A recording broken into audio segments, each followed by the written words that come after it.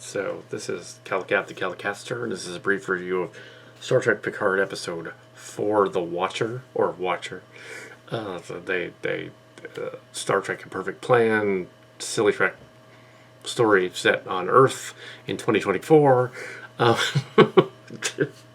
It's totally what it is. It's not, but it totally is. So we have Girardi and Girardi's trying to, and the Borg Queen arguing whether they should make the transporters work. But that's no wait. But first, Girardi and Picard somehow go to Shadow Picard, but it's in California. But then it's in France, and that's kind of confusing. I guess they beamed to France and then back. I guess that was confusing because I know they filmed the chateau in Napa Valley. It's not really in France, but yeah, to have a version of it be there doesn't make sense in the story because it's supposed to be France. And they did explain how the Picards didn't have their winery for a century, and they lived in England, which then could explain how they how Picard is English. Okay, that's cute. Girardi goes back to the ship. Meanwhile, Raffi and the other one, Raffi and Seven, are looking for Rios. Rios is getting harassed in jail in the lockup. Then they're going to put him on an immigration bus, and they got to go over, and I don't know how they got a hold of an immigration bus, but it looked like one. I guess they got it from a prop from a movie. Homeland Security ran on the bus, even though I don't think they do that on the side of a bus. But okay, Oh, and Picard goes to see Guinan, played by a younger actress, who does more of an angry Guinan. So they're in the Silly Trek universe. They're in the beginning. They're not in. Yeah, they're in the Silly and Mirror universe already. So, because Q gave a hint there when he said they were not supposed to be there. That it was his fault that he's changing the timeline. It's actually like all good things. He's gonna mess with the timeline. The Watcher turns out not to be Guinan, even though the Red Letter Media guys were reviewing the show too, and they're like, "Oh, I think it's going to be this other random person that they named." I said, "No, I know." I said it's either Q or it's Data's ancestor is on the planet. It's either Guinan or Data's ancestor. It's not Q.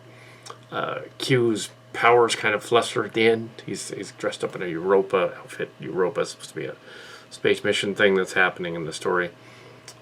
He's supposed to be some kind of leader guy, which would be consistent with Perfect Plan. Except in that case, he was a professor at Evergreen and then San Jose State in disguise, and his powers were draining. And then the Overlord, Cillian Board guys, they show up and they try to mess with him.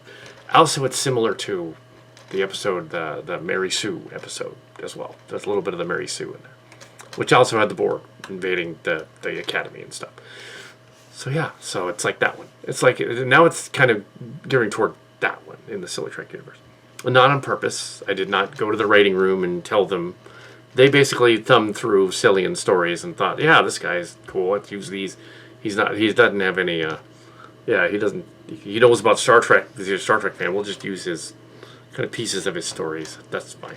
That's fine. Just buy my books, Cillian Realms. It's fine. But yeah, they didn't pay me, so I don't know. I'm just guessing. But it is awfully close to that, and to Mary Sue jumps the shark, including the escape part and everything. So they're going through the gamut of the stories that took place in the 21st century and the other ones. So they're doing that. Q was threatened by some sort of other Q. There's Picard goes to see the Watcher, who might be the alien little girl that shows up that doesn't like Guinan, who's played by a younger actress, but it's not. It turns out it's this other guy. No, it's not. Those are Overlords. Those are Board, and those guys are the Watcher's assistants, and they run around and they do stuff. So that's where they're from. Yeah, they're referencing starship locations in Cillian space, but without knowing it, which is funny, and putting it in Star Trek, which is sure, why not? If that's what destroys the universe, that this fan film is destroying the universe. Okay. Well, we were doing something about space giants, but they were doing, nothing. If they do that next year, um, yeah, they probably shouldn't, just because the space giants thing is kind of long-headed, and there's not a lot of action going on. But they shouldn't do the space giants one. Also, Star Trek. The Star Trek movie is not. Since last February, there's been nothing. So Paramount was prematurely announced everybody's going to be in a new Star Trek movie, and nothing for a month. So I don't know what's going on for that. But they just haven't called me. Write the script. But yeah, they. Anyways, so yeah, the Watcher, they're going after the bus. There's an action scene where the girls are driving a police car. It's captured. Girardi beams it away because the Borg gives access to the transporter. Does beg the question, though, if the Borg, if she's this one on her end operating the ship controls, why doesn't Girardi just do the beaming? Why does she need the Borg Queen to do that? In the other episodes, they can beam anywhere they want immediately and not worry about it. And space is the thing that's moving, so they should be able to do that instantaneously. It worked before. If the Borg Queen is hindering it, turn her off. I don't know why they didn't do that, but yeah. So we have them eventually coming out, and it's all mixed together because it was all interrupted about halfway through when I was watching it, and so we get to the the ending with the Watchers, who are just avatars for the person, and then we meet up with what appears to be Laris, who has traveled through time because she would be Shadow Dancer's assistant in the other universe, paramour / assistant, and like in the Starship Lucky Clerks series. So apparently she's time traveling and stuff, which is interesting. I think they're gonna randomly reference us. They're gonna do it. They're gonna show up. Maybe not the Watcher, but he's gonna be Adam soon, of course, because Adam's my real first name. So of course there's gonna be that. Because they're gonna directly reference that and directly reference the Cillians. They're referencing it, not realizing it was just fan film. It's from the Next Generation era. Same age as Will Wheaton. Didn't know him. Oddly enough, I've never met that one. I've met a bunch of the other actors, but I've never met Will. Why not? Met a bunch of the other ones. I met Patrick Stewart, shook his hand at one point. I know that he's not actually 5'10". It sucks. He's not 5'10". I met him when I was about 19 or 20 at a convention. And I'm about 5'10" at that point. And he was up to here. So he's 5'6". Which is 5'6". That's fine. It's not 5'10".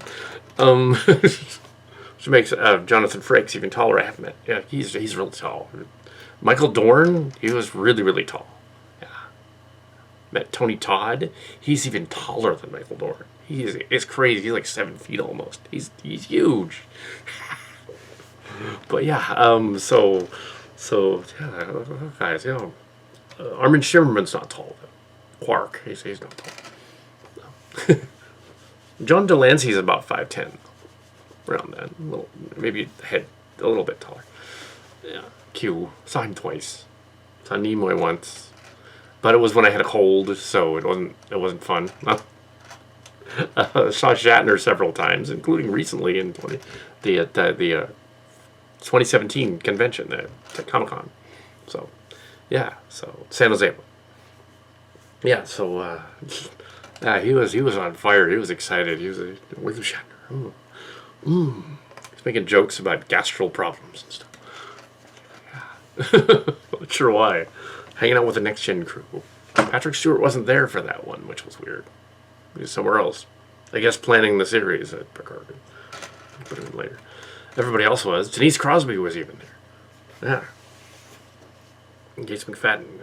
Troy. Anyway, so yeah, the movie, the episode is fun sci-fi episode, fun ending twist. The other one, they're after the Rios bus. They're about to capture it. In the trailers, they make it look like they're the cop car. They must have had an alternate scene. It looked like they're driving the cop car and then they're in the cop vehicle like instantly somehow, and it's different from the other scenes. So they shot stuff for the trailer that isn't the same as in the movie, similar to how they did the Morbius thing. But yeah, we'll see about that. Anyway, but that was Sony Morbius. Yeah. Sony's always doing that, though. We're gonna put this scene to the trailer that isn't in a movie at all. Yeah. Actually, Warner Brothers did that too, with the Suicide Squad, the first one, the original Suicide Squad, not the sequel, but the first one, where they had 3 or 4 scenes in there that were good gags in the commercial, and then just didn't include them in the movie at all. They're just up there. They wanted to be more serious.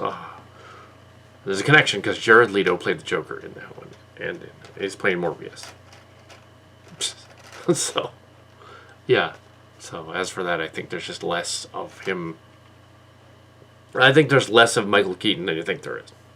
I don't think he's. I think he's barely in it. I think he's like in a cameo at the end. Even though he's listed second billing, I don't think he's gonna be the Vulture. It's just some other guy he's playing. Yeah. So, or he'll play it out of costume the whole time. Yeah. So anyway, yeah, that's something else though. Star Trek, Picard, and season 4, The Watcher, and the person playing a younger, angrier Guinan was a little out of character, but she was fine. It's all right. The dog scene was interesting. I thought maybe the uncle guy was like gonna take the dog to be euthanized for some reason. The way they played the scene with the in the background, I don't think so. But anyway, yeah, and somehow 10 Forward Street is where they got the name 10 Forward from in the future to put it on the Enterprise. That's kind of screwy, but if it was Silly Trek, it would make sense. Like it's just a fan universe. Maybe the whole timeline they're in is a fanfic of Picard, and so it's sort of silly in space. And they're here, there. Anyway, so they're not. But yes, if anybody, Paramount lawyers or attorneys are watching, no, it's not. It's just I'm not suing. They're not suing. It's just very similar to the Cillian Realms, which is drastically changed enough from the Star Trek version that it isn't Star Trek anymore. It's a spoof sort of thing. It's free.